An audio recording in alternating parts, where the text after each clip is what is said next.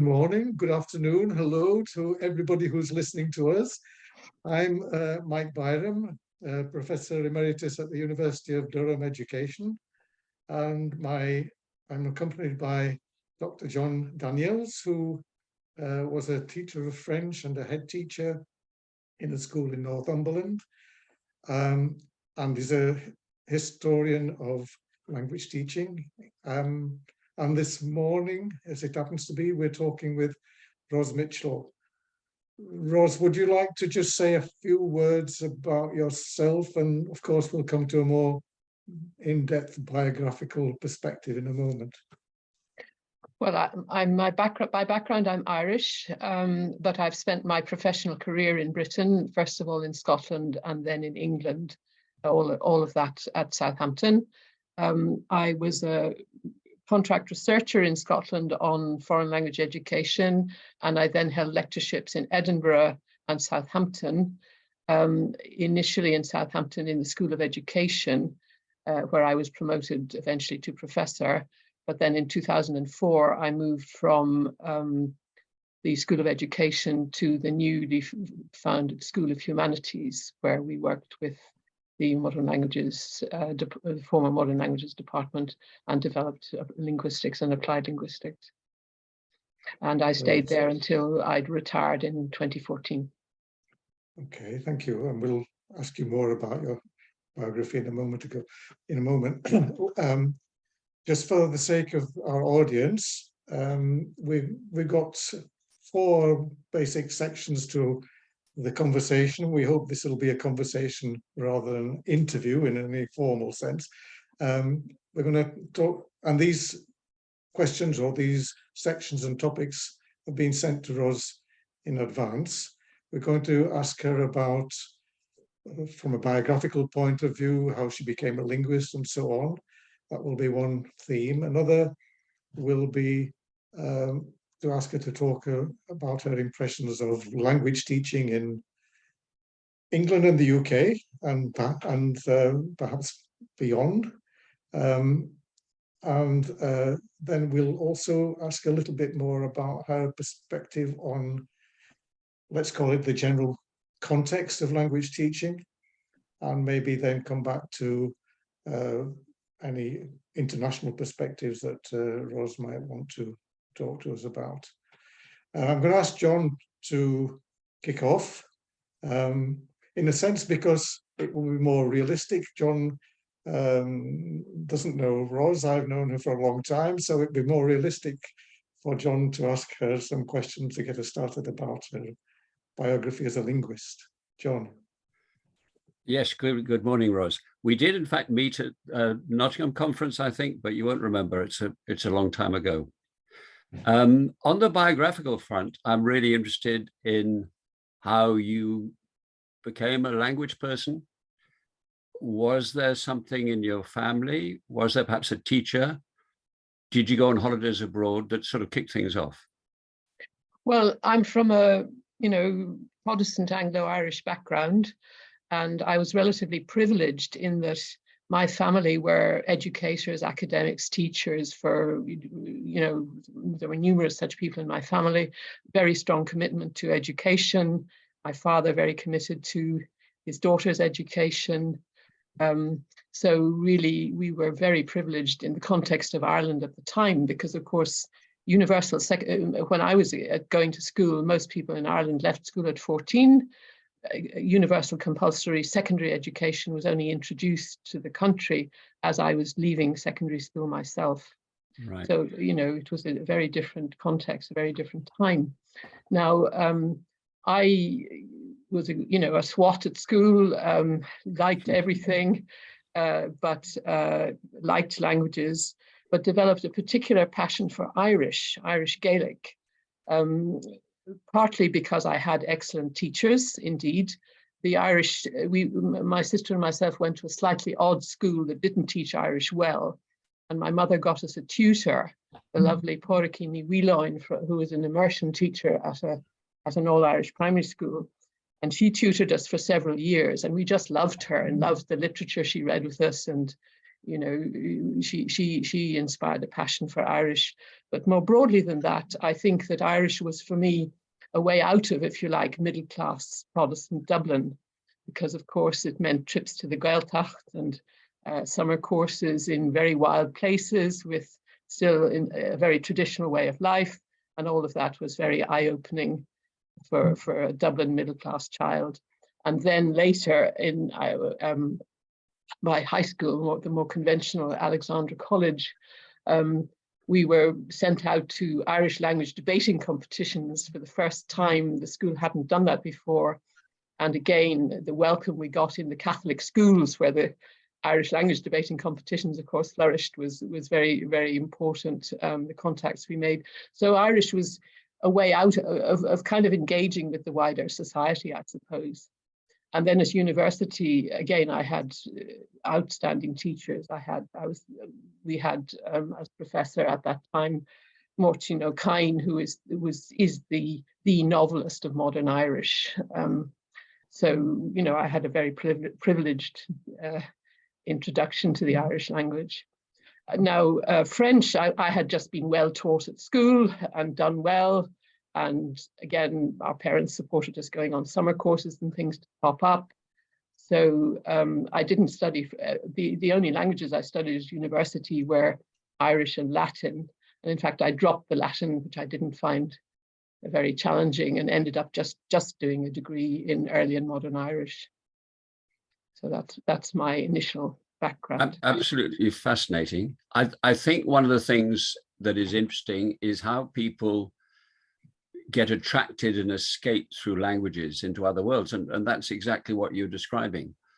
Yeah, that's right. Sometimes I think we lose this in the education that we're giving people, the whole exotic cultural thing that is part of the language. Well, it was very significant for me, certainly, in terms of culture and socially, yes. Right. But it was still within, it was still within your own country. Yes. And from other people, it's not just the escape, that's the word that we've found being used, the escape out of one's home, etc., but into another country. So that wasn't exactly the same for you. Well, I mean, my you know, again, with my privileged background, you know, holidays in France and so on were part of the normal expectation. So, you know, that dimension was there and promoted by the family anyway. So the Irish bit was the bit that was special, really. Yeah. Okay. But it didn't exclude, you know, attempts to learn German and time in France to learn French and so on, which also you know, were great experiences, obviously. We also well, that's in a sense asking you how you became interested in languages and a language person, shall we say. But what about how you became a professional language person? How did languages become your profession, as it were? Well, as a university student, I was very excited by the idea of, you know, contemporary linguistics. I mean, we didn't study any. The linguistics was classical Indo-European philology. That's what we got. But I knew about, you know, I'd heard rumors about people like Chomsky and thought this was all very exciting. But then in my later part at university, I got very involved in student politics, and my academic work suffered really. And I kind of changed my thinking a bit and ended up feeling that a PhD was a bit esoteric and I should do something useful. So therefore, when I finally managed to finish my degree, I did the teacher training, the HDib Ed, the Irish version of the PGCE. And I trained as a teacher of Irish, but also of French. And actually, I was fortunate because the BELC, the Bureau pour l'enseignement de la langue et civilisation française, was functioning was doing outreach work in Ireland at the time, trying to promote audiovisual methodology. This was in, you know, the early 1970s, and they had training courses in Dublin and then also in France. And I attended those for several summers. And of course, that was training through French in audiovisual methodology. So that was very beneficial as a that was a serious approach to teaching, a principled approach. And again, I benefited from those courses very much. And I mean, I got my my only teaching job was in a Dublin school, which again was just newly equipped with a language laboratory. And, the Minister for Education came to see us teaching, using it, and so on. So it was very much, there were opportunities to get very interested in methodology, once I had decided that teaching was what I was going to do, at least for a while. I started off as an audiovisual language teacher. I was instructed, and this was billed as a crusade, and children were going to learn a language, and it was Stern and people were talking about it being revolutionary, and looking back, absolutely extraordinary, because you went into the classroom and you weren't allowed to say anything in English whatsoever. It was all entirely in French. Somebody was crying, you weren't allowed to then say in English, are you okay? And it was a whole sort of system. And it was an interesting way to start teaching. And it taught me a lot. And I think some of it was very exciting.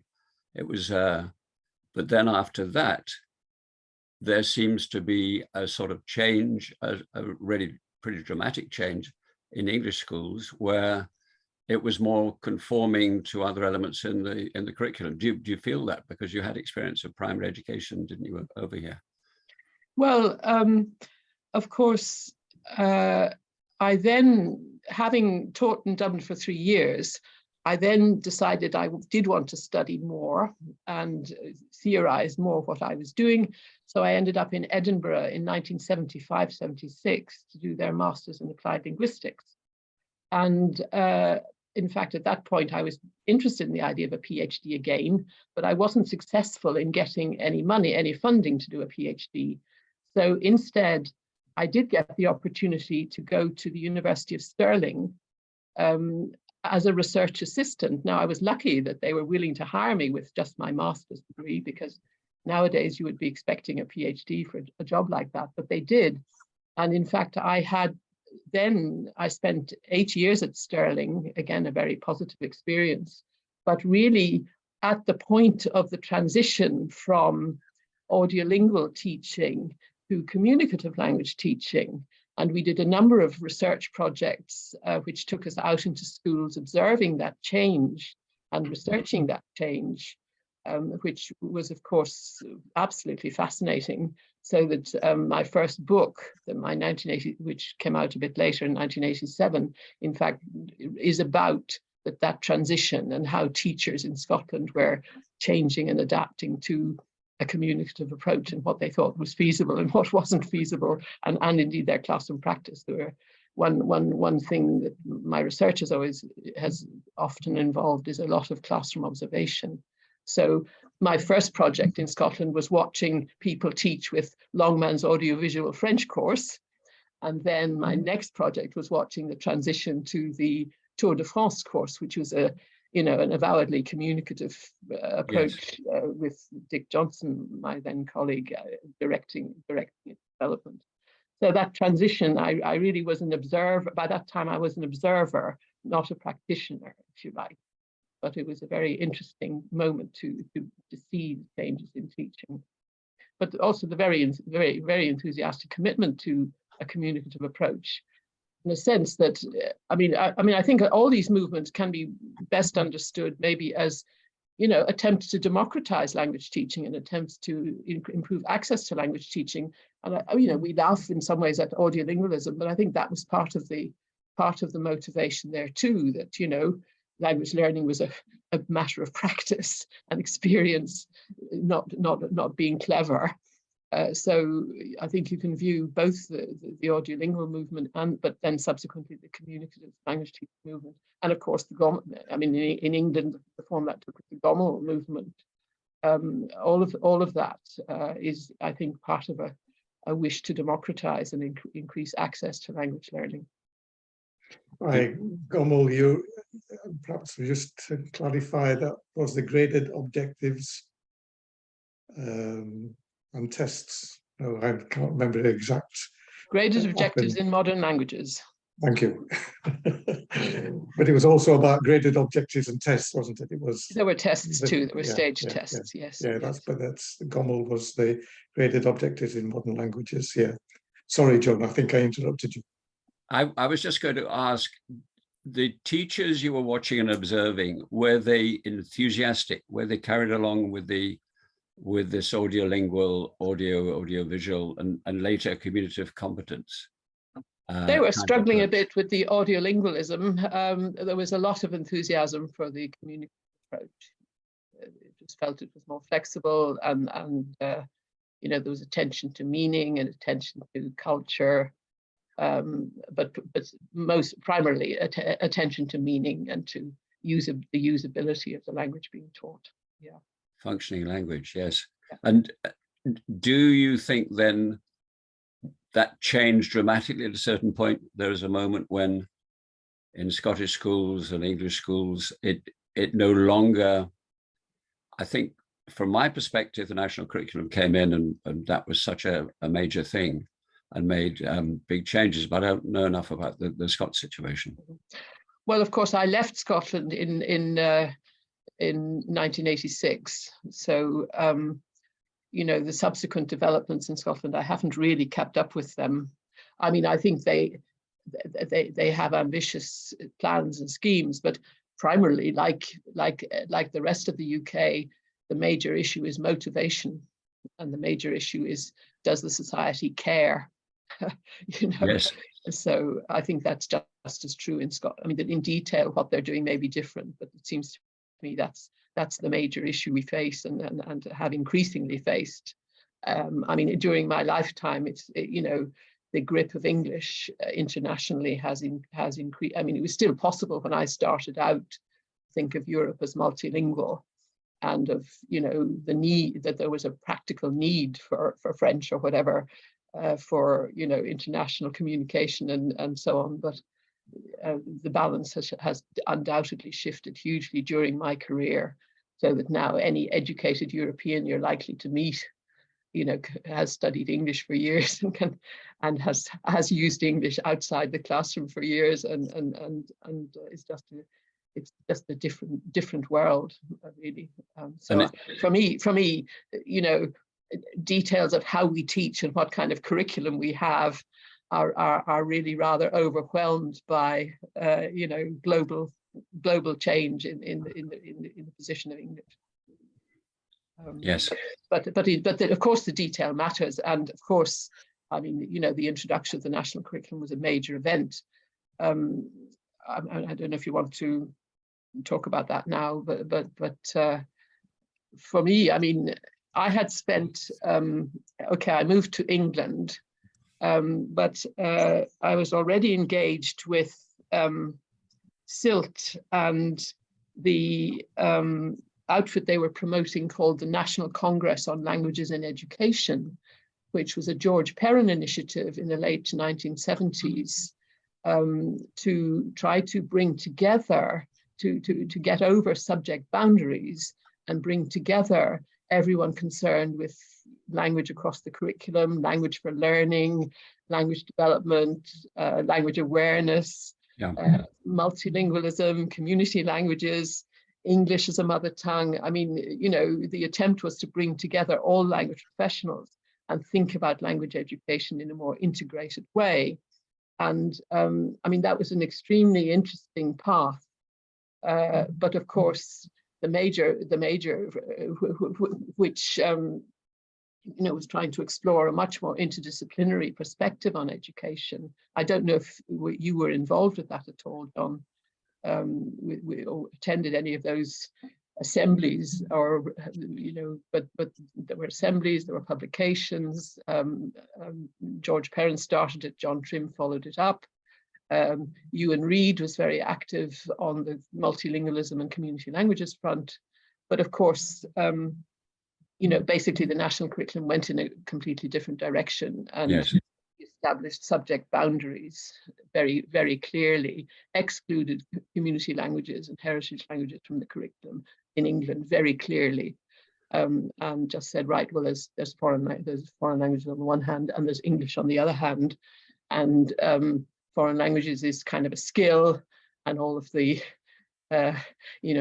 broader developmental stuff around language and learning and language across the curriculum, that kind of belongs to subject English insofar as it survives at all. So that having been, if you like, immersed in the NCLE perspective for some years, that it was quite a shift to have to go back to saying, well, actually, rigid subject boundaries are here to stay, and we have to accommodate to that, and we have to work with that.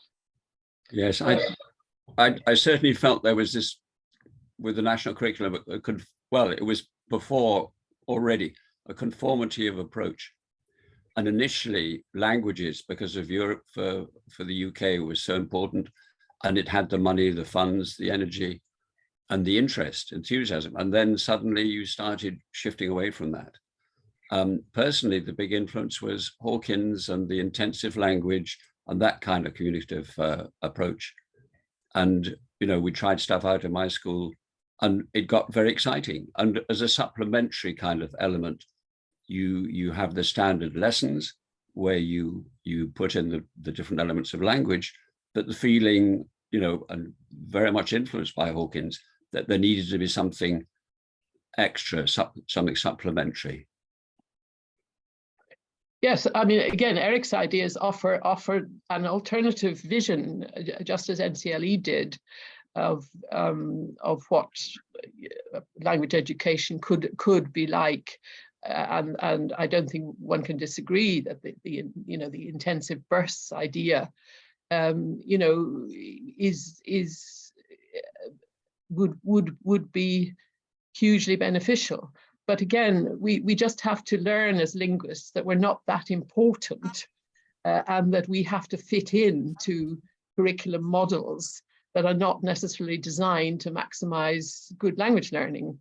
So, okay, that kind of block teaching, the whole curriculum would have had to have gone that way for it to become a mainstream, if you like. And once the curriculum went in the direction of long, thin subjects, then languages have to be a long, thin subject too, because languages are not powerful enough to break the mold, if you like. I mean, that was obvious. I mean, one obvious thing there with the national curriculum was the requirement that we have 10 levels of achievement, because everybody else had 10 levels, even though languages only had half the time in which to climb 10 levels. Yeah, exactly. That's a small example, but typical, I think, is how languages just jolly well had to fit in. Yes. Curriculum designs that are not necessarily the best thing for languages. Can I ask you something then? I mean, we've already addressed a lot of the questions that we had in mind about what are the most important changes and so on that you might have seen in your professional life in language teaching in Britain. But I don't know to what extent you feel you could say something about the last 10 years since, as you say, you've retired, but I'm sure you didn't stop working and thinking in languages. And maybe also to kind of sum up this section, once you've talked about that, is there one thing that stands out for you from language teaching in Britain which you think that was a success to some extent, or that was a success? Maybe we should have gone in that direction further. Do you see the sort of thing I would like you to try to sum up for us before, because I then wanted to start asking you about your research, but let's talk about that first. Well, the period 2000 to 2010 was very, very significant and very pivotal for languages, I think. The national curriculum had been installed, and sincere efforts were made to get everybody to study a language to a reasonable level. But for reasons really to do with it, in my view, the wider society and wider societal change, and that's details like not the curriculum not being perfect, and in particular the time allowed given the goals not being sufficient and so on. But anyway, things were getting difficult. But I do think that the National Languages Strategy and the associated initiatives in primary education were very significant attempts to sustain, if you like, democratic access to languages for everybody. I think one of the most interesting documents that was written about the context was actually the Deering Review, which expresses, I think, a very thoughtful and I think realistic perspective on, what might attract young people to languages.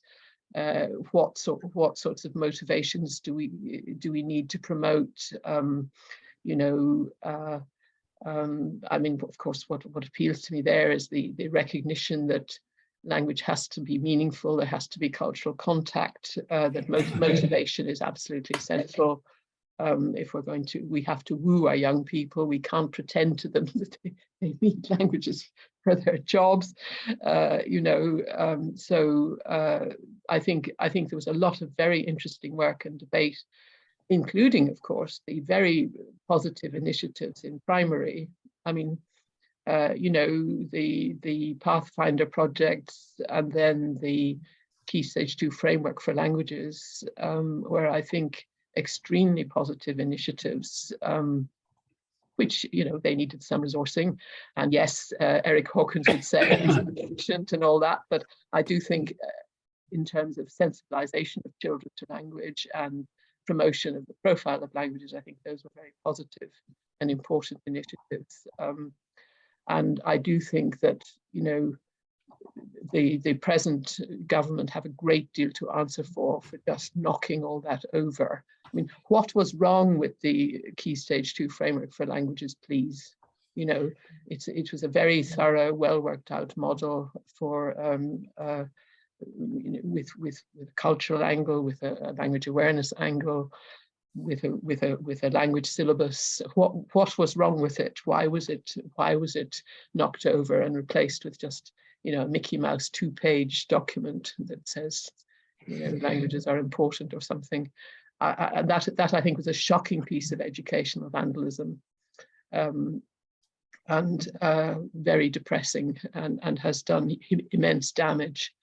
Now, that's not to say that the present government doesn't care, because you still have to respect the fact that they want at least half the kids to get to learn something of a language. I mean, if you compare us with Australia, let's say, or the United States, that's pretty good. And okay, there's acknowledgement that we need some kind of centralized initiative to support languages. So at the moment it's NCELTER. Is that how we say it? The National Centre for Excellence in Language Pedagogy. No, NCELP, National Centre for Excellence in Language Pedagogy.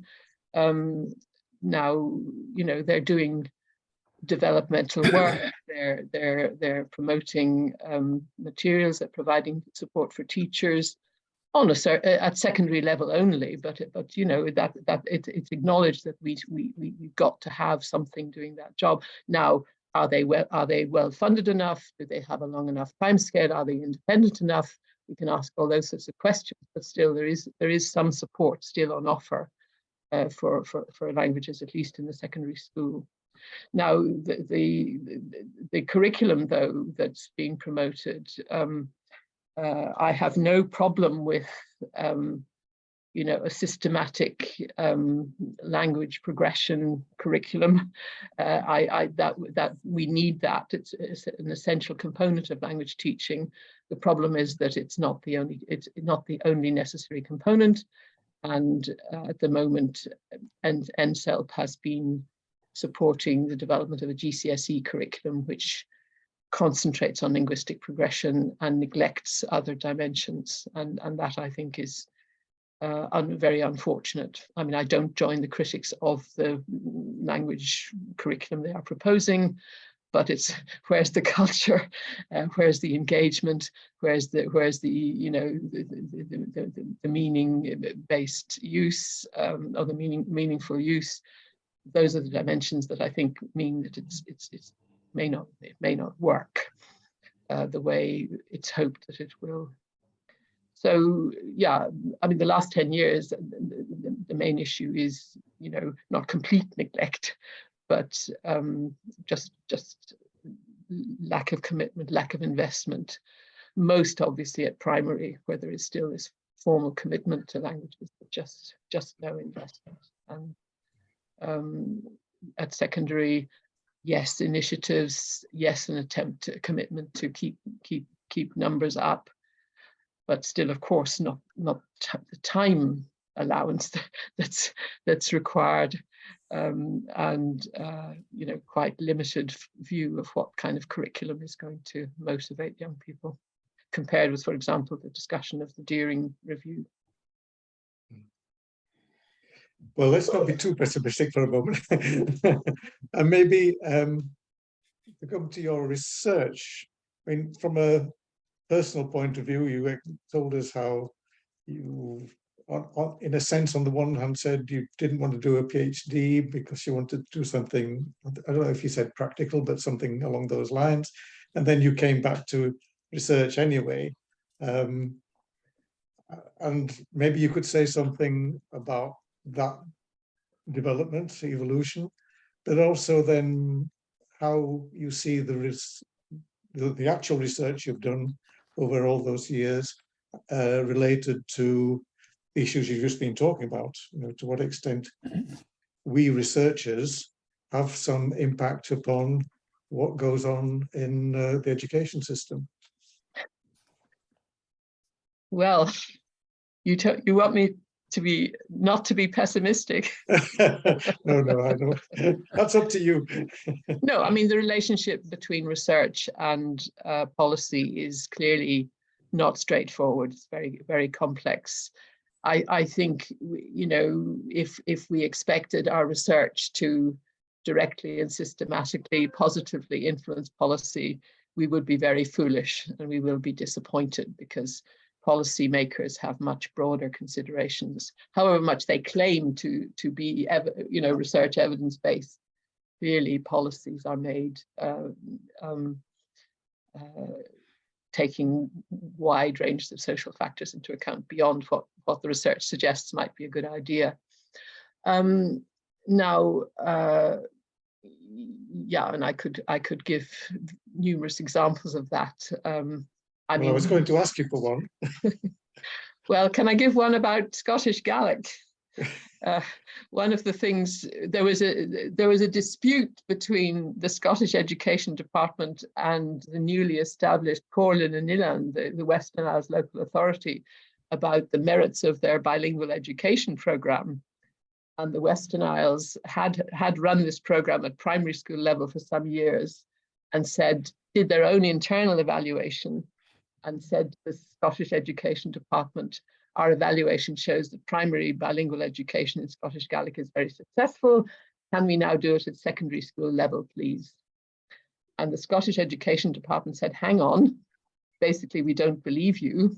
We need an external evaluation before we can decide to fund secondary immersion Gaelic. And we'll ask Stirling to do it. So I found myself going around primary schools in the Western Isles, observing bilingual education in one teacher schools. And we were then supposed to write our report, and the Scottish Education Department was supposed to make their decision about funding the secondary programme. However, we got about halfway through the evaluation study when the Scottish Education Department gave in anyway, and said yes before they had to the secondary programme, before they had the results of our evaluation. So yeah, I mean, the study was extremely interesting to do, and the bilingual education was indeed very impressive. But where we used as intended by the policymakers, no, not at all. They made the decision quite separately from the evaluation they had commissioned. So that's one obvious example. But I mean, more seriously, or more relevant to England. Again, we were commissioned. I was part of a team led from the Open University that did a study. When was it? 2006 to 2009, which tracked the introduction and development of primary languages in England, and it was a big study. Lots of interviews, lots of school visits, lots of observations, lots of focus groups with children and so on. But the most interesting thing about it was that we did visit the schools 3 years running. So therefore, we could track implementation, and we did see implementation and embedding, and we did see, that the children were learning more because the teachers were more confident as the 3 years progressed. So we saw gains taking place in this study. So, we were, as far as we were concerned, producing fairly clear evidence that, despite all the difficulties of primary languages, the policy was working, right? But clearly, the decision basically to scrap all the support for primary languages wasn't based on any of that kind of evidence, because I mean, our research our findings were definitely encouraging. If you keep on investing in it, it's slow, but things will, teachers get better and kids learn more and so on. But that wasn't important when the decision was taken. Yeah. And from a personal point of view, I mean, when you stopped being a school teacher, you didn't stop teaching. We Indeed. all, yeah. And I sometimes wonder myself whether I've had more impact, whichever is the right word, through my teaching of a few people, relatively as it were, than through my research work of various kinds. And so both are important. I don't know how you feel about that. Well, of course, there you come to a bunch of issues about who's the market and who are the students that turn up for the kind of courses that we ran. I mean, when I first moved to Southampton, it was the policy. Hampshire local authorities were still very powerful in education, and Hampshire had a policy of supporting its teachers to do postgraduate study. So teachers got, half-day release, and teachers got paid for to undertake master's programs. And so, you could feel at the university that there was a real engagement with local schools, that you were working with local teachers who, were teaching languages, teaching English, teaching French and German and so on, and that there was a working relationship with the schools in terms of improving the teacher workforce. But of course, with the centralization of education and the removal of control of education, or most of it and certainly, I mean, Hampshire had an advisory team for modern languages. Madeline Bedford, was a very active person with whom we would collaborate. So at that point, it was easy for universities to engage with local schools and feel you were making a difference in local schools. But once policy on teacher education changed, and once the management of schools changed so that local authorities simply were not playing that role, and therefore the funding disappeared and so on, those kinds of students disappeared. Basically, we then only had the very occasional local teacher paying for themselves. And so who do you end up teaching? Well, you end up teaching a much more international bunch of students. So yes, I've had many happy relationships with particularly PhD candidates who are now dotted around the world, most of them working in language education. But they're not only, I mean, and I do have some students who are working in the British system, and I'm very proud of them. I'm very proud of Emma Marsden. I'm very proud of Alison Porter, people like that. Brenda Johnstone, unfortunately, lost to COVID.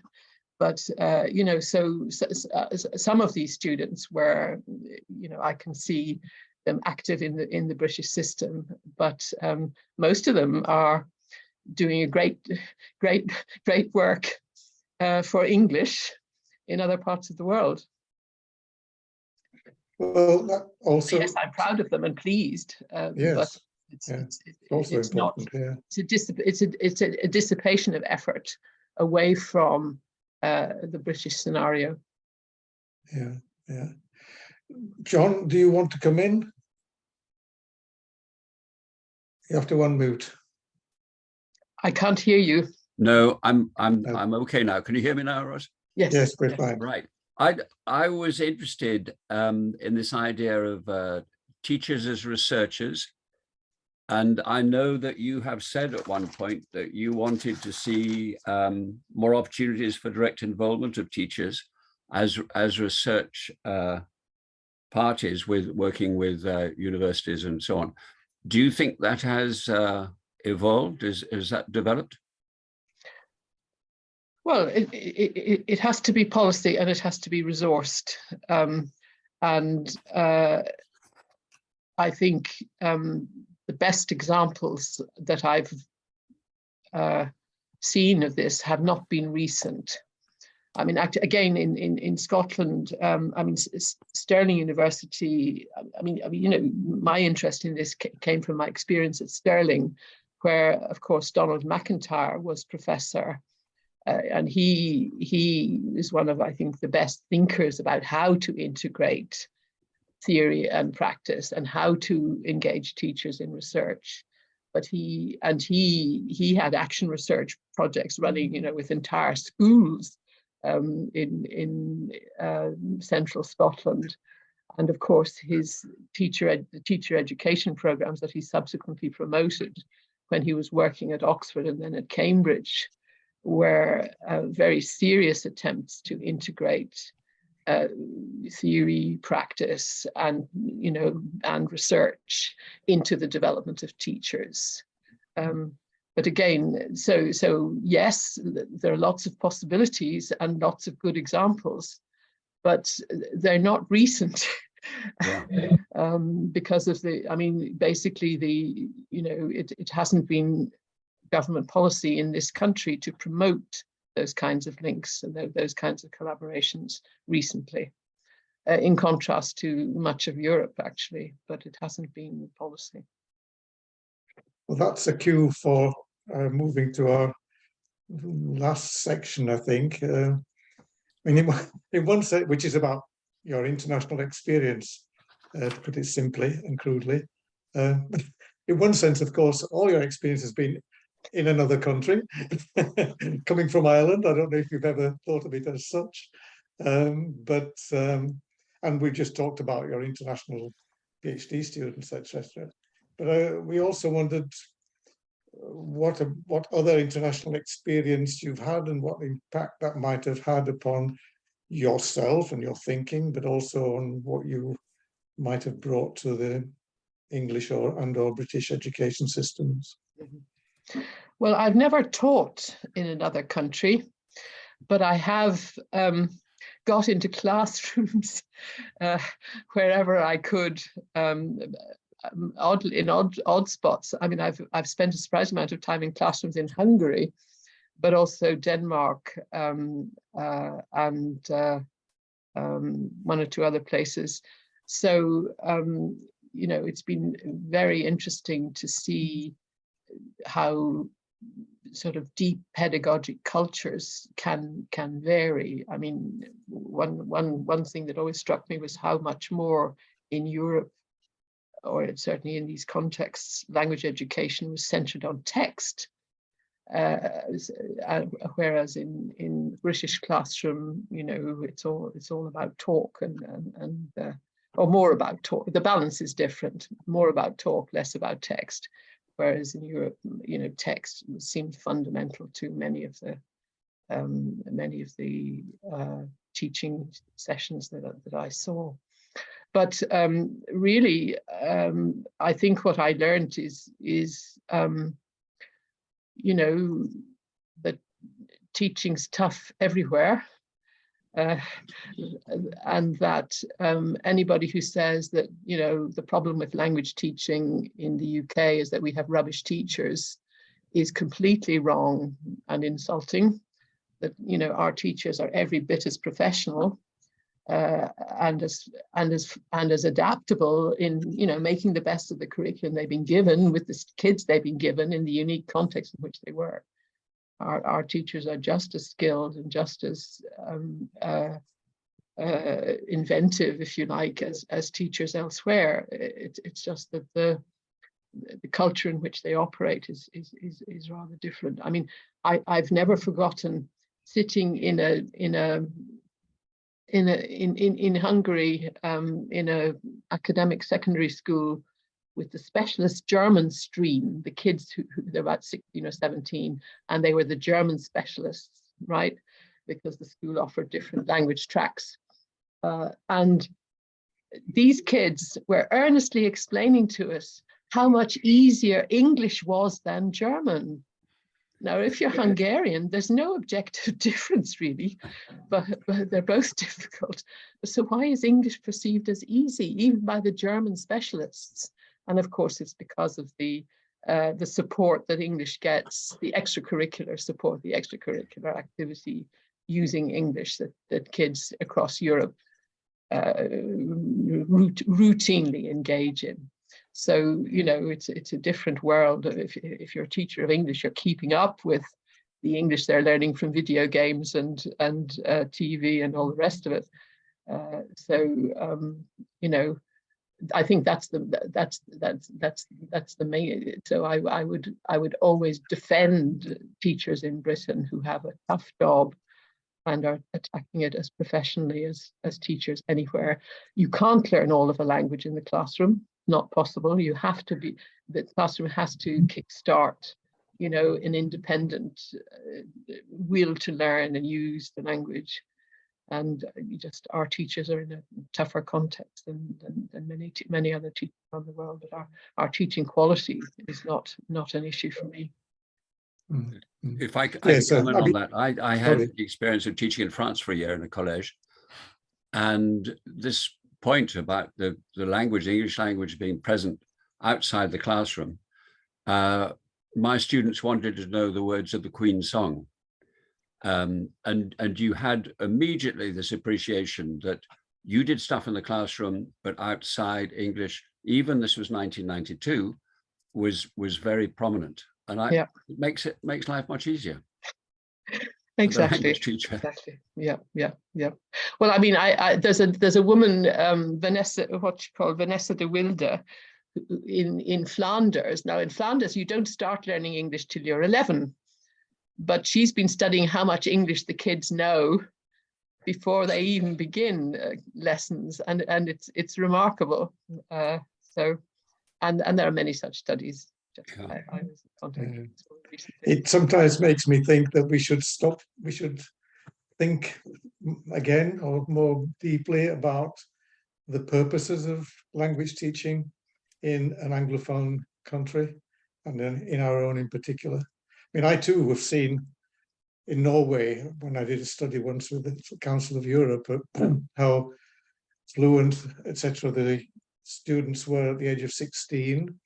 And then we moved in the English class, and then we moved to the French class.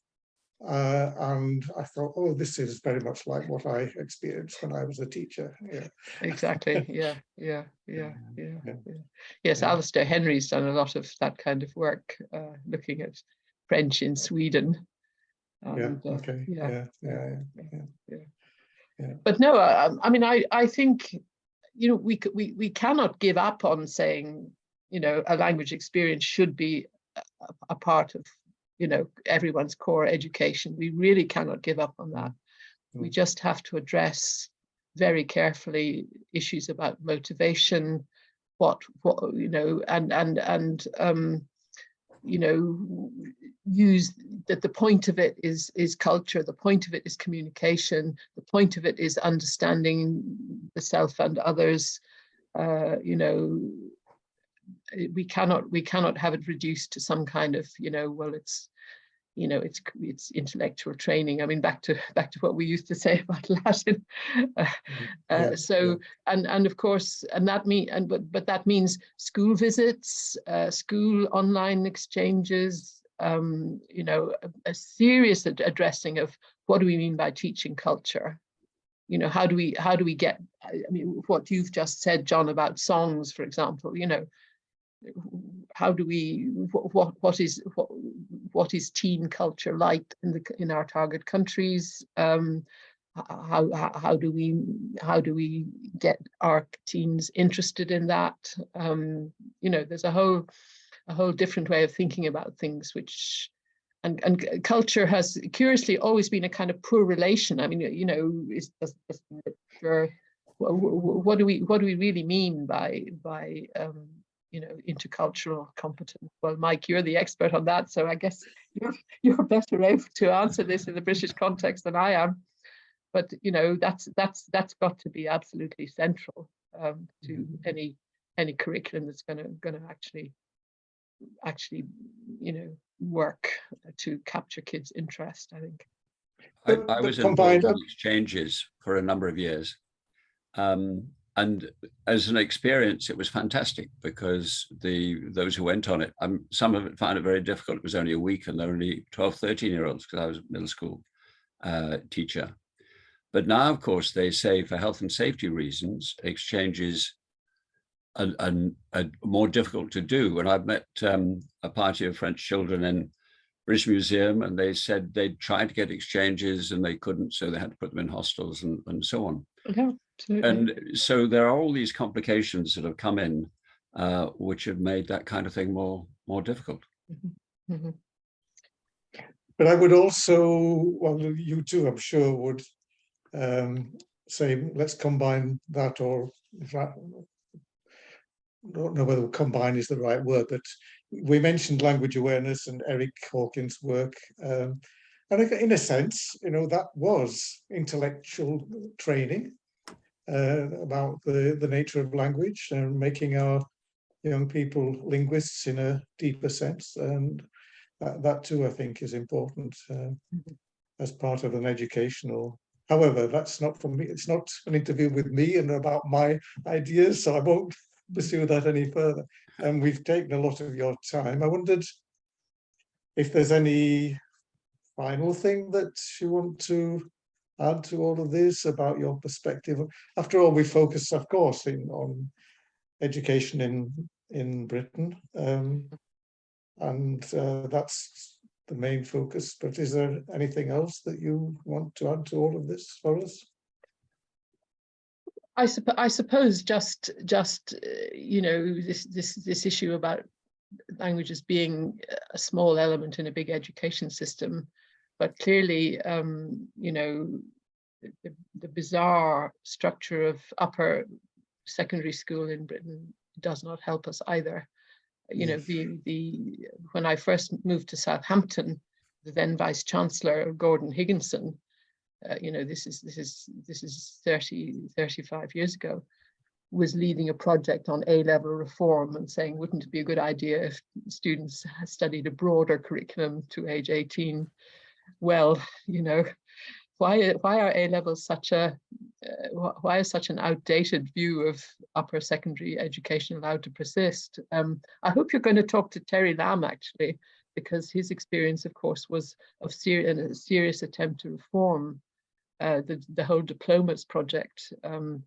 Would have taken upper secondary education in a very different direction, and probably, you know, these kinds of reforms. I mean, you know, a broader education up to age 18 keeping them going in maths, as the Prime Minister wants, but also keeping them going, it opens up the opportunity for maintaining a language in a way that the present A-level system just kills them off. I mean, it's scary to see that even in private schools, how far A-level languages are declining at the moment because of the sort of push for STEM. But why can't we have STEM and humanities, please, in a broader curriculum? So I suppose if I had another lifetime pushing for those sort of broader structural reforms, which would incidentally also make room for language, more sustained language study, I think would be a very important priority. But it's not clear that when the right moment to try again on that kind of fundamental reform will come around. I mean, it must come eventually, but not in my working lifetime, I think. So.